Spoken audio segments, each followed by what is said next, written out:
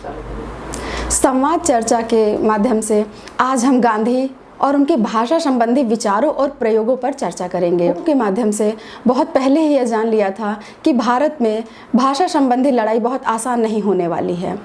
जब वह दक्षिण अफ्रीका में थे, उन्होंने डरबन में एक आश्रम की स्थापना की थी, टॉलस्टॉय आश्रम की। वहाँ पे हिंदी भाषी लोग बहुत कम थे। वहाँ पे उन्होंने भारतीयों को संगठित करने का जो प्रयास किया था अपने आश्रम में, तो उसमें उन्होंने ध्यान दिया कि जो भारतवासी हैं बहुभाषा भाषी हैं। कुछ लोग दक्षिण प्रांत से आ रहे थे, गुजराती थे, तमिल बोलने वाले थे, तेलुगु बोलने वाले थे, कोई उड़िया भाषा बोल रहा था। लेकिन उन्होंने अनुभव किया कि जब वह आपस में अपने परिवार से बात करते हैं तब तो वह अपनी अपनी भाषा में बात कर रहे हैं, किंतु जब दूसरे से संपर्क स्थापित कर रहे हैं तब वह हिंदी का प्रयोग कर रहे हैं।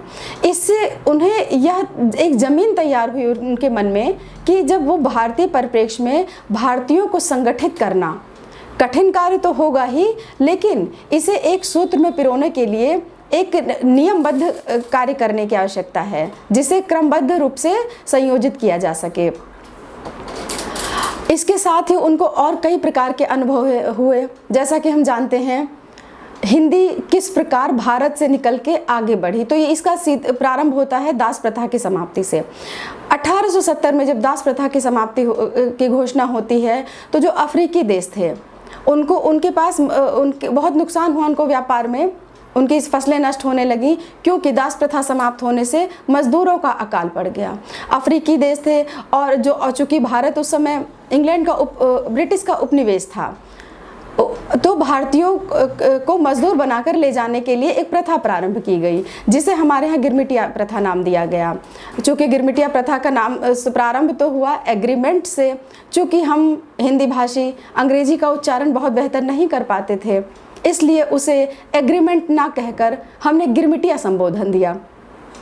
गिरमिटिया प्रथा के माध्यम से भारतीयों को ये बताया गया कि हमें विदेशी धरती पर जाकर सोने की खानें खोदने का कार्य मिलने वाला है। बहुत सी सोने की खान खोदी जाएंगी तो बहुत धन संपदा प्राप्त होगी।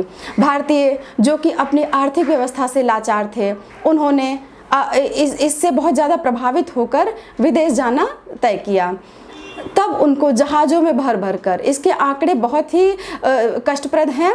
आंकड़ों की दृष्टि से देखा जाए तो 60-70 हज़ार व्यक्तियों को विदेश ले जाने की प्रक्रिया प्रारंभ हुई।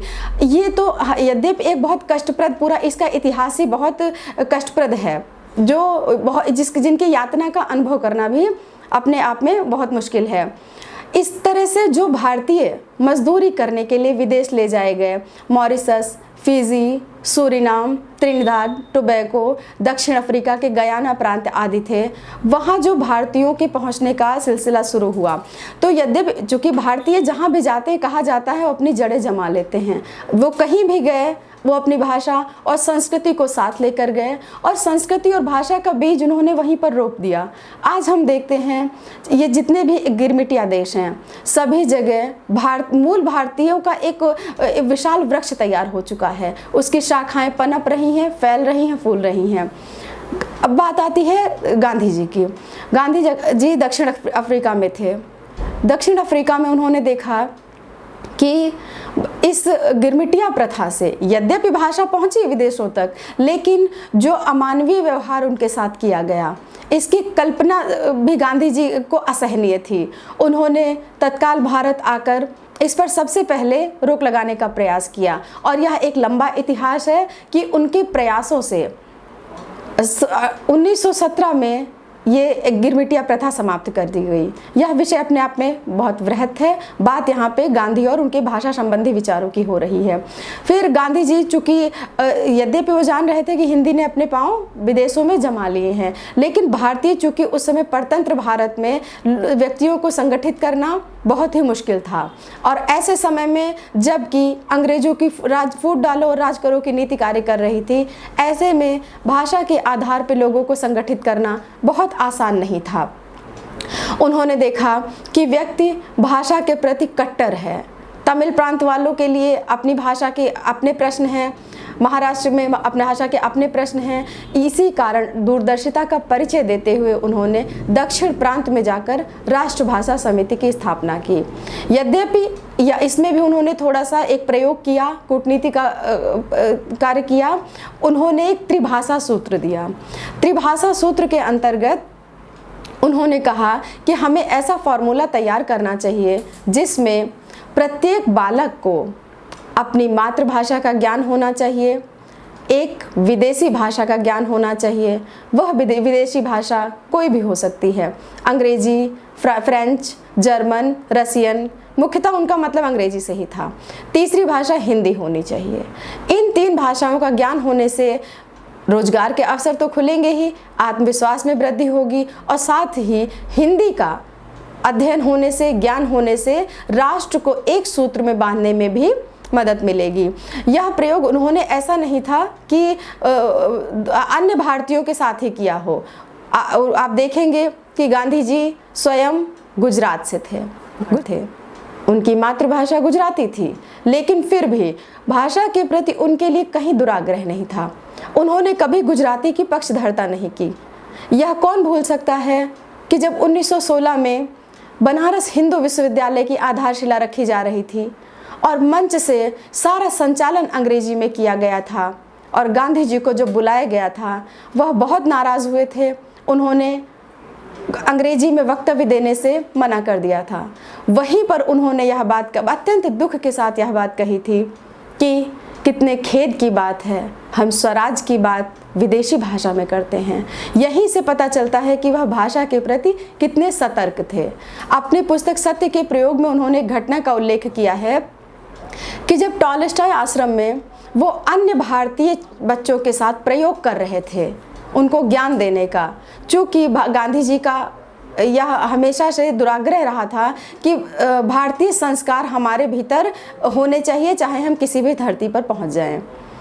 अब जब कस्तूरबा, उनकी पत्नी कस्तूरबा बाई ने देखा कि ये प्रभाव उनके बच्चों पर गलत पड़ रहा है, उनको किसी प्रकार की शिक्षा ही नहीं मिल पा रही है। वो जानती थी कि अक्षर ज्ञान करने से मात्र आजीविका नहीं चलाई जा सकती, अच्छे स्कूल में पढ़ना भी आजीविका के लिए महत्वपूर्ण है। लेकिन गांधी जी ने साफ मना कर दिया। बोले कि अगर मैं अपने बालकों को, अपने भांजों को, भतीजों को स्कूल में पढ़ाने के लिए भेजूंगा तो जो अन्य भारतीय बच्चे हैं उन पर कैसा असर होगा, अन्य भारतीय इसे कितना पक्षपात मानेंगे। और वह बिल्कुल भी इसको लेकर सहमत नहीं थे कि अंग्रेजी स्कूल में अपने बच्चों की शिक्षा दी जाए, क्योंकि वहाँ भारतीयता तो वो बच्चे कट जाते, साथ ही साथ उनके संस्कार भी पाश्चात्य रंग में ढल जाते। और इसमें उनका दुराग्रह भाषा को लेकर था। वह जानते थे कि गुजराती तो क्या, मराठी तो क्या, तमिल, तेलुगु, कन्नड़, मलयालम तो बहुत दूर की बात है, वह शुद्ध हिंदी भी नहीं सीख पाएंगे और पाश्चात्य गुलाम होकर रह जाएंगे। वही अनुभव उनका भारतीय संदर्भों में काम आया। और जब उन्होंने घूम घूम कर, गांधी जी जब दक्षिण अफ्रीका से वापस आए हैं भारत, तो उन्होंने पूरे भारत का भ्रमण किया और उन्होंने यह गलियों में चलते हुए अनुभव किया कि यह बहुत कठिन लड़ाई है, क्योंकि जब हम भाषाई आधार पर ही एक नहीं हैं तो एक राष्ट्र की कल्पना कैसे की जा सकती है। और स्वतंत्रता संग्राम में कूदने से पहले उन्होंने अपने मन में एक प्रयोग की रूपरेखा बना ली थी। इसी प्रयोग पर आगे बढ़ते हुए उन्होंने भाषाई दुराग्रह की हद तक हिंदी को आगे ले जाने का दृढ़ प्रतिज्ञा की। उस समय पूरे देश में, जन जन के हृदय में कांग्रेस की लहर थी। कांग्रेस जिधर इशारा करती, भीड़ की भीड़ उधर चली जाती थी। गांधी जी ने कूटनीति का परिचय देते हुए कांग्रेस अधिकारियों से इस बारे में बात की। उन्होंने यह निश्चित किया कि आगे से कांग्रेस के जितने अधिवेशन होंगे उसमें हिंदी में बात की जाए, न केवल हिंदी बोली जाए बल्कि जो लिखत पढ़त का कार्य है उसके दस्तावेज भी हिंदी में तैयार कराए जाएं।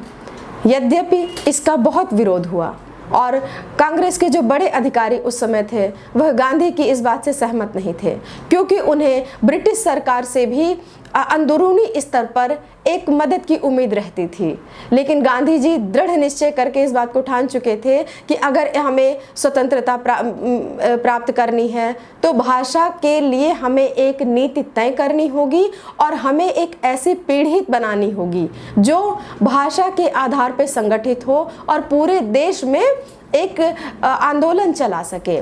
मैकाले की नीति से गांधी बिल्कुल सहमत नहीं थे। मैकाले की जो नीति थी कि हम काले अंग्रेज बनाना चाहते हैं, भारतीय शरीर में ब्रिटिश आत्मा का निवास वो करना चाहता था। गांधी जी चाहते थे हमारे शरीर में हमारी ही आत्मा निवास करे, भारतीय शरीर में भारतीय भाषा निवास करे।